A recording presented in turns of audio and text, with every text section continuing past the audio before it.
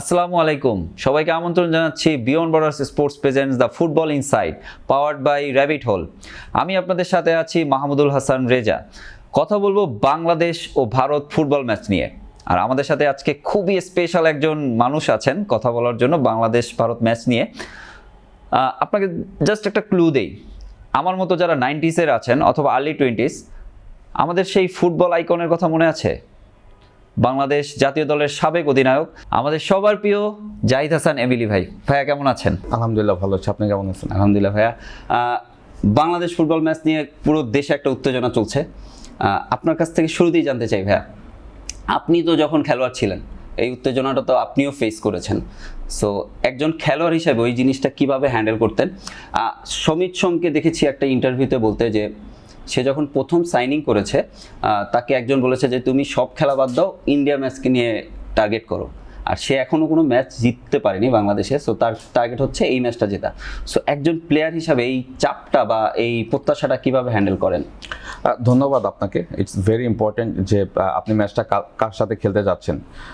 আমার ফুটবল ক্যারিয়ারে আমি সবসময় রাইভাল হিসেবে ইন্ডিয়াকে দেখতাম। সত্যি কথা, নট অনলি মি, আমার টিমমেট যারা ছিল সবাই, এবং আমার কাছে মনে হয় যে হোল বাংলাদেশ ইন্ডিয়ার সাথে খেলাটার আমার কাছে মনে হয় যে এটা যেমন একটা সম্মানের, অ্যাট দ্য সেম টাইম এটা একটা প্রেস্টিজেরও ম্যাচ। কারণ আমি আমার ফুটবল ক্যারিয়ার যখন ফার্স্ট জাতীয় দলে খেলি 2005 আমার যখন ডেবু হয়, আমার প্রথম ম্যাচ হলো অ্যাগেনস্ট ভুটান, এবং ওই ম্যাচেই প্রথম গোল, এবং সেকেন্ড ম্যাচ আমার ছিল ইন্ডিয়ার সাথে। হ্যাঁ, তখন আমি স্টার্টিং 11-এ খেলতাম না, কারণ তখন আমাদের একটা হিউজ হেলদি কম্পিটিশন ছিল, স্ট্রাইকিং পজিশন আলফাজ ভাই, তারপরে কাঞ্চন ভাই। সুতরাং ওই সেকেন্ড ম্যাচে গিয়ে কোচ আমাকে ফার্স্ট 11-এ দেয়, এবং আমার মনে আছে যে ইন্ডিয়ার অ্যাগেনস্টে আমি গোল করি। এটা করাচিতে খেলা ছিল 2005-এর সাব ফুটবল। তো ইন্ডিয়ার অ্যাগেনস্টে খেলাটা আমার কাছে মনে হয় যে সবসময় আমাদের জন্য একটা অন্যরকম একটা উত্তেজনা থাকে, এবং সেটাও আজকে সেই উত্তেজনাটা কিন্তু আগামীকালকে ম্যাচকে ঘিরে কিন্তু আমরা দেখতে পাচ্ছি। কারণ ম্যাচটা এশিয়ান কাপ কোয়ালিফায়ার ম্যাচ, এবং আমরা কিন্তু এশিয়ান কাপ কোয়ালিফাইটা যেভাবে শুরু করছিলাম যে আমাদের টিমের যে স্ট্রেংথ, যে স্কোয়াড, আমরা ধরে নিয়েছিলাম যে আমরা রেসে থাকবো, বাট সেই জায়গাটা কিন্তু আমরা নেই। আমরা 2 পয়েন্ট নিয়ে কিন্তু ইন্ডিয়ার উপরে আছি, বাট সমান সমান অবস্থায় রয়েছি, বাট সিঙ্গাপুর এবং হংকং কিন্তু আমাদের থেকে অনেক এগিয়ে।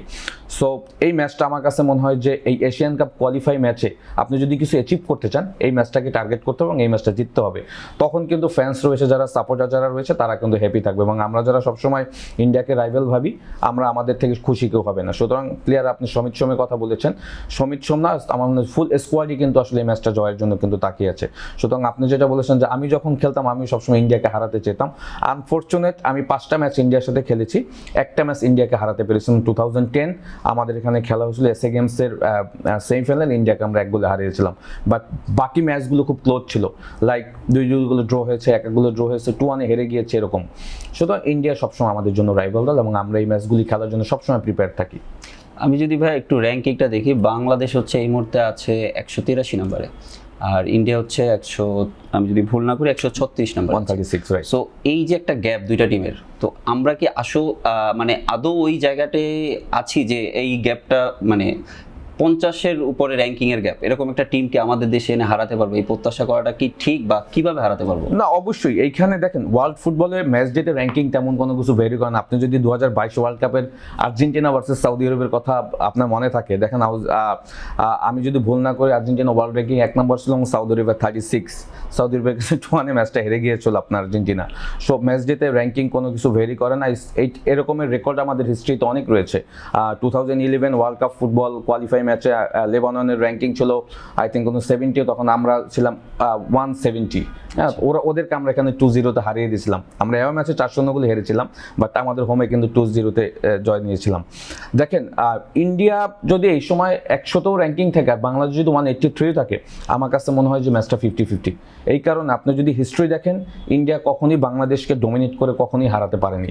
আপনি যদি লাস্ট যে আমরা ম্যাচটা খেলছি সল্টলেকে, সেখানেও কিন্তু বাংলাদেশ 1 গোলে লিডে ছিল, না সরি শিলংয়ের ম্যাচটা, বাট এর আগে সল্টলেকেও কিন্তু আমরা 1 গোলে লিডে ছিলাম, শেষ মোমেন্টে কিন্তু সন্দেশ জিঙ্গানিয়ার গোলে কিন্তু 1-1 গোলে ড্র হয়। বাট আমার কাছে মনে হয় যে ইন্ডিয়া বাংলাদেশ ম্যাচ র্যাঙ্কিং কোনো কিছু ভেরি করবে না, ডিপেন্ড করবে 2 দলের স্ট্রেংথ কীরকম।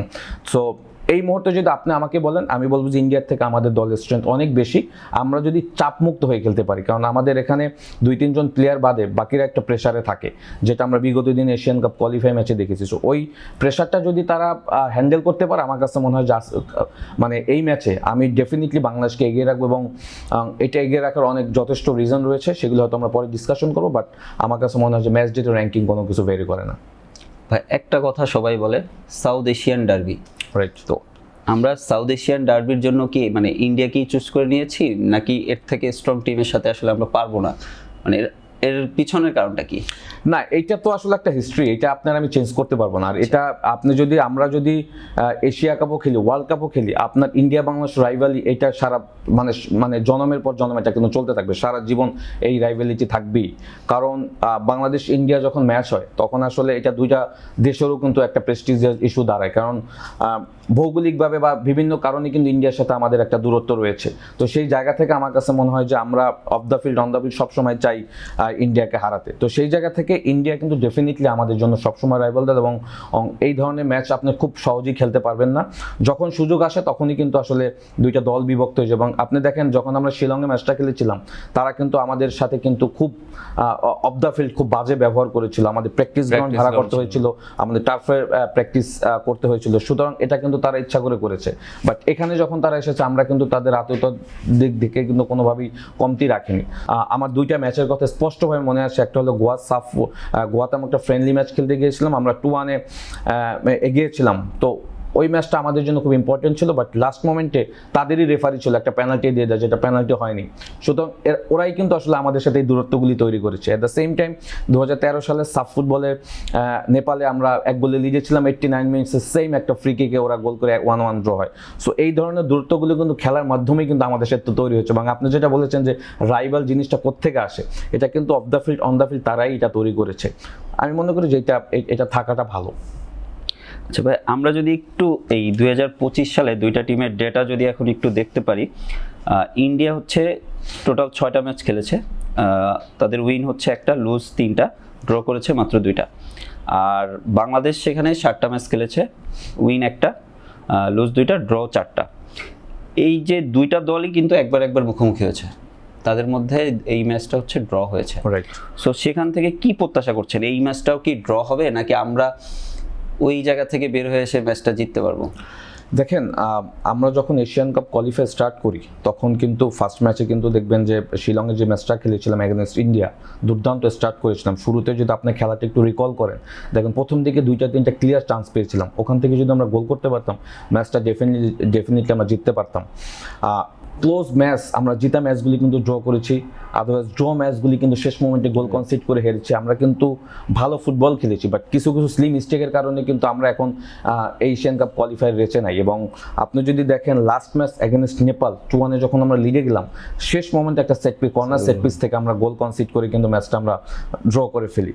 তো হামজা যখন আমাদের দলে ইনক্লুড হয়, তখন কিন্তু আমাদের দলের স্ট্রেংথ কিন্তু আসলে, যদি আমি মনে করি 70 থাকে, সেখান থেকে কিন্তু 100-এ চলে গিয়েছে স্ট্রেংথের জায়গা থেকে, হামজা এবং সমিত সোম। এটার একটা অন্যতম কারণ হলো যে এই দুজন প্লেয়ার মেন্টাল স্ট্রেংথ এত বেশি দেখিয়েছে, বাকি প্লেয়ারদের সাথে একটা বড় ডিফারেন্স হয়ে গেছে আমাদের এখানে। যার কারণে হয় কি, ওই দুজন প্লেয়ার যখন পারফর্ম করে, বাকি প্লেয়াররা সেই প্রপার সাপোর্টটা দিতে পারেন, এবং মিস্টেকগুলি কিন্তু একের পর এক তাদের কাছ থেকে আসে।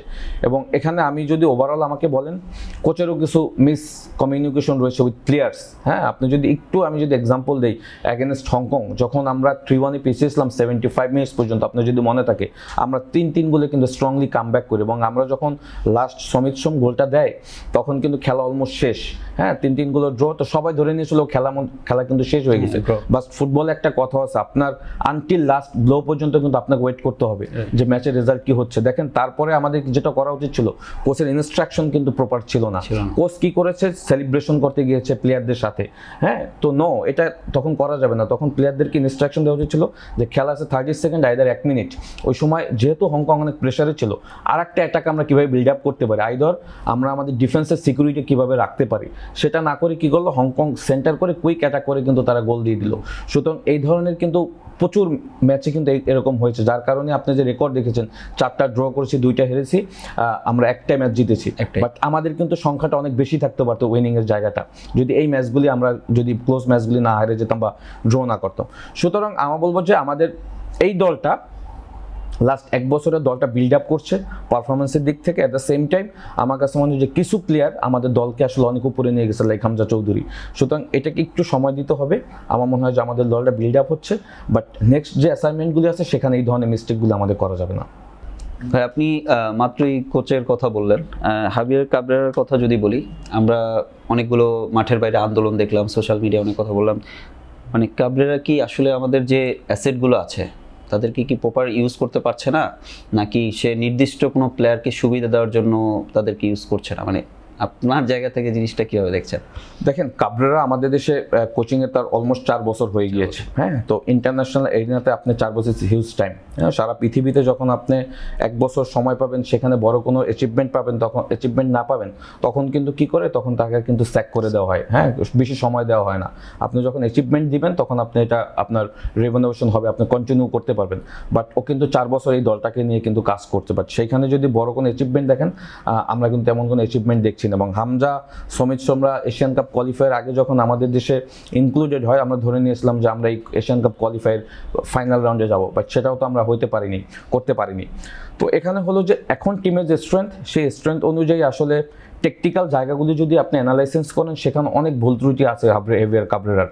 এবং সে অনেক ম্যাচগুলিতে যদি দেখেন, সাবস্টিটিউট হিসাবে যে প্লেয়ারদের ইনক্লুড করছে, অনেক সময় খেলা মোমেন্টাম চেঞ্জ হয়েছে। আবার অনেক সময় সে যেটা করেছে, সে কোনো রিস্ক নিতে পারেনি। লাইক অনেক সময় মিডফিল্ড প্যাটার্নে দেখবেন যে হামজার সাথে সে হৃদয়কে ইউজ করেছে, কখনো সোহেলানাকে ইউজ করেছে, বাট জামালকে দেখবেন যে অনেক সময় সে সাইড বেঞ্চে দিয়েছে। সো সামটাইমস তাকে রিস্ক নিতে হবে, বিকজ রিস্ক না নিলে কিন্তু আপনি কখনোই কোনো জায়গাতে সাকসেস হতে পারবেন না। সুতরাং সে তার সিকিউরিটি রাখতে গিয়ে কিন্তু আমাদের দেশের যে রেজাল্টের জায়গাটা, সেইগুলি কিন্তু সে ভালো করতে পারেনি। সুতরাং হেভিয়ার কাবরেরার প্রথম পদত্যাগের দাবিটা প্রথম আমিই তুলেছিলাম বাংলাদেশ ফুটবলে, কারণ 4 বছর ইজ হিউজ টাইম, সেখানে আপনি কোনো অ্যাচিভমেন্ট দিতে পারেননি। এবং এখন টিমের যে স্ট্রেংথ, সেই অনুযায়ী কিন্তু আপনি আমাদের দলটা যেভাবে খেলার কথা এবং শেষ মুহূর্তে গোল কনসিড করা এবং ক্লোজ ম্যাচগুলি গিয়ে হেরে যাওয়া, সেইগুলি কিন্তু এখন দর্শকরা দেখতে চায় না। এবং 6টা ম্যাচ আপনি এশিয়ান কাপ কোয়ালিফাই অলমোস্ট 4টা-5টা ম্যাচ খেলে ফেলেছেন, সেখানে কিন্তু আপনি মাত্র 2 পয়েন্টস রয়েছে আপনার। তো এইটা তো আসলে এই দলের যে স্ট্রেংথ, সেই অনুযায়ী যায় না। সুতরাং সেইখান থেকে আমি বলবো যে হেভিয়ার কাবরেরা তো আসলে বাংলাদেশে আসার আগে সে একটা একাডেমির কোচ ছিল। সে এরকম জাতীয় দল বা ক্লাব ফুটবলে তার কোনো মানে ব্যাকগ্রাউন্ড ভালো ছিল না। তো সেইখান থেকে তাকে কিন্তু অনেক সুযোগ দেওয়া হয়েছে। সো এই মোমেন্টটা আমার কাছে মনে হয় যে হেভিয়ার কাবরেরাকে বাইরে রেখে এখন হাই প্রোফাইল একজন কোচের কথা বাংলাদেশ ফুটবল ফেডারেশনের চিন্তা করা উচিত। কারণ টিম যেভাবে বিল্ড আপ করছে, যে স্ট্রেংথ এখন আছে, আমি মনে করি, কারণ এখানে আমাদের প্রিমিয়ার লিগের প্লেয়ার রয়েছে, আপনি জানেন হামজা চৌধুরীর মতো প্লেয়ার। সুতরাং ওই স্ট্রেংথের একজন কোচ আমি মনে করি আমাদের দেশের জন্য এখন দরকার। সোশ্যাল মিডিয়ায় তো আসলে এখন খেলাধুলা নিয়ে বেশি কথা হয়, ওই জায়গাতে বলছি যে জিকোকে আবার ব্যাক করানোর জায়গাটা আপনি আসলে কি মনে করেন? তাকে কি আবার একবার ব্যাক করানো উচিত? একবার না, জিকোকে আমি আর অনেক আগে থেকেই বলছি। দেখেন 2022 সাফে যখন জিকো সাউথ এশিয়ার সেরা গোলকিপার হলো, তারপর একটা মিস্টেকের কারণে হয়তো সে দল থেকে বেরিয়ে গেছে। বাট আপনি যখন দেখবেন আপনার দেশ একের পর এক গোলকিপিং পজিশনের কারণে ম্যাচ লুজ করছে, তখন ডেফিনেটলি জিকোর মতো গোলকিপারকে কিন্তু আপনার ইনক্লুড করা উচিত ছিল। এটা আমি সবসময় বলে আসছি এবং স্টিল আজকেও বলছি যে জিকো আসলে যে লেভেলের গোলকিপার, বাকি যে 3জন স্কোয়াডে রয়েছে তার সাথে কিন্তু ডিফারেন্স অনেক বেশি। সো হোয়াই নট জিকোকে আপনি কেন দলে ইনক্লুড করছেন? আমি জানি না রিজনটা, কারণ কোচের সাথে আমার ফেস টু ফেস কখনো দেখা হয়নি। আমি দেখালে আমি বলতাম হোয়াই নট জিকো, কারণ আপনি যদি লাস্ট ম্যাচ অ্যাগেনস্ট নেপালও দেখেন যে আপনার সেকেন্ড গোল যেটা কনসিড করেছি, সে নিয়ার পোস্ট খালি রেখে সে মাঝখানে সে দাঁড়িয়ে রয়েছে। গোলকিপিং পজিশন থাকবে, যখন আপনার যে পাশ থেকে সেট পিস হবে ওই পাশে একদম ক্লোজ করে আপনি দাঁড়াবেন, বাট সে তার দাঁড়ানোর জায়গায় পজিশনটাই ভুল ছিল। সো এই ধরনের মিস্টেক কিন্তু সে প্রত্যেকটা ম্যাচেই করেছে। আপনি অ্যাগেনস্ট হংকং যে আমরা 4টা গোল কনসিড করেছি হোমে, প্রত্যেকটা গোলের পিছনে কিন্তু মিতুল মার্মার বড় কিন্তু মিস্টেক ছিল। সুতরাং এই ধরনের মিস্টেক কিন্তু পুরো এশিয়ান কাপ কোয়ালিফাই করেছে। সুতরাং আমাদের জিকো যদি থাকতো, জিকো হিজ লাইক দ্যাট গোলকিপার, যে কিনা আসলে আমার কাছে মনে হয় যে এই ধরনের গোল সে কখনোই কনসিড করতে না, এবং সে রিড করতে পারে ম্যাচটা, কোন মোমেন্টে বল গ্রিপ করতে হবে, কোন মোমেন্টে বল পাঞ্চ করতে হবে, কোন মোমেন্টে খেলাকে আপ করতে হবে। সুতরাং জিকোকে নেওয়া অবশ্যই উচিত ছিল। এইবার যদি আমরা একটু ইন্ডিয়ান টিমের দিকে তাকাই, ইন্ডিয়ান ম্যানেজার খালিদ জামিল উনি সবসময় ইয়াং প্লেয়ারদের উপরে বেশি ভরসা করেন। সো এবার সুনীল শেট্টির মতো প্লেয়ার নেই, তারপর হচ্ছে মোহনবাগানের স্টার প্লেয়াররাও কেউ নেই। সো এই দিক থেকে অস্ট্রেলিয়ান যে রায়ান উইলিয়ামস, রাইট, ওনাকে টিমের সাথে নিয়ে আসছে, গণমাধ্যমে দেখা যাচ্ছে সে এখনো এনওসি পায়নি। সো আদৌ কি খেলবে? খেললে কি এটা আমাদের হামজার সাথে আমরা এটা কম্পিটিশনটা কি হামজার সাথে হচ্ছে, এরকম কিছু কি দেখছি? দেখেন, এখানে যদি শুরু থেকে আসি, খালিদ জামিল কিন্তু রিসেন্টলি ইন্ডিয়া টিমের দায়িত্ব নিয়েছে। হ্যাঁ, ইন্ডিয়া টিমটা কিন্তু লাস্ট 2 বছর ধরে অনেক কলাপস করছে। হ্যাঁ, ইন্ডিয়া টিমের পারফরমেন্সও কিন্তু খুব বাজে অবস্থায় রয়েছে। ইন্ডিয়া কিন্তু যখন এই গ্রুপে পড়েছিল, তারা ধরে নিয়েছিল তারা এখান থেকে থ্রু করবে মেইন রাউন্ডে, বাট তারা কিন্তু এখন 4 নাম্বার দল হিসেবে রয়েছে এই গ্রুপে। যদি দেখেন, ইন্ডিয়া কিন্তু বাংলাদেশ কিন্তু ইন্ডিয়ার উপরে রয়েছে। ইন্ডিয়ার দলটা লাস্ট 2 বছরে তাদের টিম বিল্ড আপের জায়গা থেকে অনেক সফল হয়েছে। তাদের অনেক প্লেয়ার কিন্তু এখান থেকে চলে গিয়েছে। দেখেন, তাদের যে মেইন 2-3জন player like Sunil Chhetri, Liston ক্লাসও কিন্তু এই দলেতে নাই। হ্যাঁ, তারা কিন্তু আসেনি, যেটা শিলংয়ে তারা খেলেছিল। এবং এটা যেটা হয়েছে যে টিম যখন রিবিল্ড আপ করে তখন কিন্তু একটা স্ট্রাগল পিরিয়ড তৈরি হয়, কারণ সিনিয়র প্লেয়াররা চলে যায়, ইয়ং প্লেয়াররা আসে এবং ওইটাকে বিল্ড আপ করতে কিন্তু কোচের সময় লাগে। এবং খালিদ যেটা করেছে যে যখন দেখছে যে তার দলটা আসলে রিবিল্ড আপ হচ্ছে, তখন কিন্তু সে ডিফেন্সিভ এবং মিডফিল্ড প্যাটার্নটা ঠিক রেখে সে অ্যাটাকটা করার চেষ্টা করে, এবং লাস্ট ভুটান ম্যাচে সে সেটাই করেছে। ভুটান যদিও তুলনামূলক দুর্বল দল, বাট যেটা হয়েছে খালিদের মেইন খেলার ফিলোসফিটা হয়েছে সে ডিফেন্স এবং মিডফিল্ডকে কম্প্যাক্ট রেখে দেন অ্যাটাকটা রিবিল্ড করে। সুতরাং বাংলাদেশের জন্য আসলে চ্যালেঞ্জ হবে ওখানেই। হ্যাঁ, যে আপনি যদি গোল করতে হয়, খালিদ কিন্তু কম্প্যাক্ট ডিফেন্স যেটা, সেটা ভাঙাটা খুব টাফ হয়ে যায়। যদিও দলে আমরা জানি যে কিছু সিনিয়র প্লেয়ার, সন্দেশ জিঙ্গিয়া, আপনার রাহুল বেকে, এরা কিন্তু একটু সিনিয়র হয়ে গেছে, but they are more experience player. হ্যাঁ, ওরা কিন্তু যেটা করে যে অলমোস্ট ডিফেন্সিভ এরিয়াগুলিতে জোনগুলি কখনো ফাঁকা রাখে না। তো এইটা কিন্তু বাংলাদেশের জন্য একটা কিন্তু থ্রেট হতে পারে। বাট যেটা হয়েছে যে আবার কিছু নেগেটিভ জায়গাও আছে। গোল স্কোরিংয়ের জায়গাটা আপনি যেটা বলছেন, রায়ান উইলিয়ামস ভার্সেস হামজা হবে, কিন্তু Ryan Williams is very potential player, যার কারণে কিন্তু এনওসি পায় না, তারপরেও কিন্তু তাকে নিয়ে আসছে। আই হোপ এটা ইন্ডিয়ার একটা টেকনিক হতে পারে, হয়তো তারা কনফার্মেশন পেয়েছে, যার কারণে তারা নিয়ে এসেছে। হয়তো আগামীকালকে ম্যাচে যখন স্টার্টিং 11-এ দেখবো, তখন হয়তো আমরা আশ্চর্য হয়ে যাবো, বাট সে অবশ্যই কোনো না কোনো থ্রু পেয়ে নিয়ে আসছে। বাট এটা হামজা ভার্সেস রায়ান উইলিয়ামস, তো আমি বলবো যে এটা পুরো 11 ভার্সেস 11 ম্যাচ হবে, কারণ এখানে রায়ান উইলিয়ামসের থেকেও কিছু কোয়ালিটি প্লেয়ার আছে যারা যে কোনো সময় সেট পিস থেকে গোল করতে পারে। আমি যেটা বলছিলাম যে সন্দেশ জিঙ্গার এবং রাহুল বেকে দেখবেন, তারা যখন সেট পিস হয় লাইক কর্নার কিক এবং ফ্রি কিক, ওখান থেকে কিন্তু তাদের হেডিং পয়েন্টগুলি খুব স্ট্রং। সো বাংলাদেশে কিন্তু এই জায়গাগুলি কিন্তু আমার মনে হয় যে ম্যানেজ করতে হবে অন দ্য ফিল্ড। আমরা হামজাকে উপরে চিন্তা করছি কারণ হামজা স্কোর করছে। সো আমরা এই মুহূর্তে কি স্ট্রাইকারের অভাবে ভুগছি, কি প্রপার স্ট্রাইকারের অভাবে? না, আমাদের দলে তো আসলে স্ট্রাইকারই নেই, যে সত্যি কথা। আমার এই দলটা তো স্ট্রাইকার সারা স্কোয়াডেই, কিন্তু 23 জনের যে স্কোয়াড, সেখানে স্ট্রাইকার নেই। হ্যাঁ, আমি জানি না এই দলের স্কোয়াড স্ট্রাইকার নট অনলি আমি, আমার মনে কেউই জানে না, কারণ প্রপার স্ট্রাইকার নাই দেখেই কিন্তু ফাহিম এবং রাকিব তাদেরকে দিয়ে স্টার্ট করানো। বাট যদি ম্যাচটা জিততে চান, আমি একটা জিনিস খুব করে চাইবো, সেটা হলো মুরসালিনের খেলাটা। হ্যাঁ, কারণ মুরসালিন দ্যাট কাইন্ড অফ প্লেয়ার। আমার কাছে মনে হয় যে সমিত এবং হামজার পরে যদি আপনি এই দলের সব থেকে পোটেনশিয়াল কোনো প্লেয়ার থাকে, হি ইজ মুরসালিন, যে গোল করতে পারে, করাতে পারে, লং রেঞ্জ শুটিং ভালো, ম্যাচ রিড করতে পারে, সব কিছু মুরসালিনের ভিতরে রয়েছে। মুরসালিন যেহেতু লাস্ট ম্যাচটা স্টার্ট করেনি অ্যাগেনস্ট নেপাল, বিকজ তার একটা ছোট ইঞ্জুরি আছে, আই হোপ সে এই ম্যাচটা স্টার্ট করবে। এবং মুরসালিন দ্যাট প্লেয়ার, সে খেলা মোমেন্টাম চেঞ্জ করে দিতে পারে। আপনি যদি হংকংয়ের সাথে দেখেন, খেলা মোমেন্টামটা কিন্তু মুরসালিনের কাছ থেকে এসেছে। সে গোল করেছে, খেলা প্যাটার্ন চেঞ্জ হয়ে গেছে।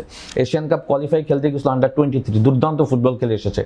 এবং লাস্ট ম্যাচও এগেনস্ট নেপালে মুরসালিনের অভাবটা পুরোপুরি বোঝা গিয়েছে। সো মুরসালিন খেললে হামজার জন্য খেলাটা সুবিধা হয়। হামজা তখন মুরসালিনকে সামনে রেখে পিছনে আসলে মিডফিল্ড ব্যালেন্সটা ঠিক রাখতে পারে। সুতরাং আমি বলবো যে আমাদের দলে তো স্ট্রাইকার, আপনি যেটা বলছেন, আমাদের দলে স্ট্রাইকার নাই, যার কারণেই কিন্তু দেখবেন যে আমরা যখন রাইট ফ্ল্যাঙ্ক থেকে ক্রস হয়, বক্সের ভিতরে প্লেয়ার থাকে না, লেফট ফ্ল্যাঙ্ক থেকে ক্রস হয়, বক্সের ভিতরে প্লেয়ার থাকে না, কারণ হামজারা ওই জায়গাটা কতবার আপ ডাউন করে যাবে। সুতরাং মুরসালিন থাকলে আমার কাছে মনে হয় যে আমাদের যে স্ট্রাইকিংয়ের জায়গাটা, সেইটা কিছুটা আপনি কভার করতে পারবেন। আচ্ছা ভাই, একদম লাস্ট মোমেন্টে কালকের ম্যাচের শুরুর 11টা এবং ফরমেশনটা কিভাবে দেখতে পাচ্ছেন? না, শুরু একাদা সেটা তো আসলে কোচিং স্টাফ ঠিক করবো, বাট অ্যাজ এ যদি প্লেয়ার হিসেবে আমাকে বলেন, আমি সবসময় চাইবো এই দলটা একটু হাই প্রেসিং খেলুক অ্যাগেনস্ট ইন্ডিয়া, বিকজ ইন্ডিয়ার আপনার যেমন স্ট্রং পয়েন্ট আছে, দুর্বলতার জায়গাও রয়েছে। তাদের দুই যে সেন্টার ব্যাক খেলে, সন্দেশ জিঙ্গে এবং রাহুল বেকে, তাদেরকে যদি আপনি হাই প্রেসিং করেন, তারা খুব সহজেই বলগুলি কিন্তু দিয়ে দেয়। এটা একটা তাদের ল্যাকিংস। এবং তাদের যে দুই উইং ব্যাক খেলে, তাদেরও কিন্তু আসলে ফ্রিকোয়েন্টলি অনেক মিস্টেক করার সুযোগ রয়েছে। সুতরাং একটু হাই প্রেসিং খেলতে গেলে আপনাকে ওইভাবে দলটা সাজাতে হবে। এবং যদিও আমি যেটা বলবো সেটা হবে না, বাট ব্যক্তিগতভাবে যদি আপনি আমাকে ইলেভেনটা করতে বলেন, আমি গোলকিপিং পজিশনে এসে শ্রাবণকে দিয়ে স্টার্ট করাতে চাই, বিকজ মিতুল মামার পারফরমেন্স মানে ওই অবস্থায় নেই এবং সে এই মোমেন্টে সে কি অবস্থায় রয়েছে। গোলকিপিং পজিশন ডেফিনেটলি আমি শ্রাবণকে দিয়ে স্টার্ট করব। রাইট ব্যাকে আপনি যদি আমাকে বলেন, আমি তাসকে দিয়ে স্টার্ট করাবো, বিকজ ইজ সলিড ডিফেন্ডার। তাসকে দিয়ে স্টার্ট করবো। 2 সেন্টার ব্যাকে যেহেতু আমাদের অপশন কম, আমি তারেক এবং তোপে স্টার্ট করবে। লেফট ব্যাকে জাহান আহমেদ অটোমেটিক চয়েস। 4-3-3 যেহেতু ডায়মন্ড শিপে আমরা খেলি, সেখানে হয়তো হামজা চৌধুরীর সাথে আমি মাঝখানে সোহেল রানা জুনিয়র যে রয়েছে তাকে স্টার্ট করবো। সমিত সোম, মুরসালিন, রাকিব এবং ফাহিম, এই স্টার্টিং 11 নিয়ে আমার কাছে মনে হয় যদি স্টার্ট করে সেইটা দলের জন্য ভালো হবে, বিকজ এখানে আপনি অ্যাটাকিং থার্ডও আপনি পার্টিসিপেট করতে পারতেছেন এবং ডিফেন্ডিংয়ে যেহেতু সোহেল এবং হামজা চৌধুরী রয়েছে, তারা যদি দুইজন মিডফিল্ড প্যাটার্নটা ঠিক রাখে, সমিত সোম, মুরসালিন, রাকিব এবং ফাহিম, তারা অ্যাটাকিং থার্ডে কিন্তু মোর ক্রিয়েটিভিটি তৈরি করতে পারবে। সুতরাং আমি মনে করি যে স্টার্টিং 11টা নিয়ে শুরু করাটা উচিত। ভাই এইটা তো বাংলাদেশের জন্য অনেক বিগ ম্যাচ, ওই বিগ ম্যাচে এসে কিপার চেঞ্জ করাটা কি মানে একটা ভালো ডিসিশন হবে, আপনার কি মনে হয়? দেখেন, এখন যেটা হয়েছে যে একের পর এক মিস্টেক যদি আপনি করেন, আপনি কিন্তু শো করতে পারবেন না। হ্যাঁ, তখন আপনার জায়গায় কিন্তু অটোমেটিক কাউকে আনতেই হবে। হ্যাঁ, কারণ 7টা-8টা ম্যাচ কিন্তু আপনার মিতুল মামা খেলেছে এবং একই ধরনের সিমিলার মিস্টেক কিন্তু সে একের পর এক করেছে। এখন কাউকে না কাউকে সুযোগ দিতে হবে। এবং আপনি যে শ্রাবণের কথা বলেছেন, শ্রাবণ দুর্দান্ত খেলে এসেছে, কিন্তু আন্ডার-23 যে এশিয়ান কাপ কোয়ালিফাই ছিল ভিয়েতনামে, সুপার ফুটবল খেলেছে। সুতরাং এবং বসুন্ধরা সে রেগুলার খেলে, তো এইটা তো তার জন্য নতুন না। বসুন্ধরা সে রেগুলার ম্যাচ খেলে, সে এশিয়ান কাপ এই এফসি কাপে ম্যাচ খেলে আসছে কতদিন আগে, আপনার এই 15 ডেজ আগে আপনার থেকে কুয়েত থেকে। সুতরাং হি হ্যাভ দ্যাট এক্সপিরিয়েন্স। সুতরাং এখানে আমি শ্রাবণকে নিয়ে কোনো ডাউট থাকার কোনো হয় না, বরং শ্রাবণ আরও কনফিডেন্টলি খেলবে। হ্যাঁ, এই কারণ শ্রাবণ যখন সুযোগ পাবে, আমি সবসময় দেখেছি যখন ফার্স্ট কেউ মিস্টেক করে, ফার্স্ট প্লেয়ার যখন কেউ মিস করে, সেকেন্ড প্লেয়ার কিন্তু ওয়েট করতে থাকে ওই পজিশনটা নেওয়ার জন্য। সুতরাং এটা আমি মনে করি সে আরও বেটার পারফরমেন্স করতে পারবে। হোপফুলি দেখা যাক কি হয়। ভাইয়া মানে প্রেডিকশনটা কি, মানে স্কোর প্রেডিকশনটা আপনি কি দেখছেন? মিলবে কিনা জানি না, বাট আই হোপ বাংলাদেশ 2-1 জিতবে। 2-1 কে স্কোর করবে? স্কোর করবে এটা তো দেখেন, খেলার মোমেন্টামে হামজা যে এতগুলো গোল করবে, হামজা কিন্তু লিস্টার সিটি এবং শিফিল্ড ইউনাইটেড, তার কিন্তু যদি স্কোরিংয়ের জায়গা দেখেন, তেমন কোনো স্কোরের কিন্তু তার নাম নেই, স্কোর শিটে কিন্তু তার নাম নেই। এখানে সব থেকে বেশি গোল করে ফেলছে অলরেডি হামজা।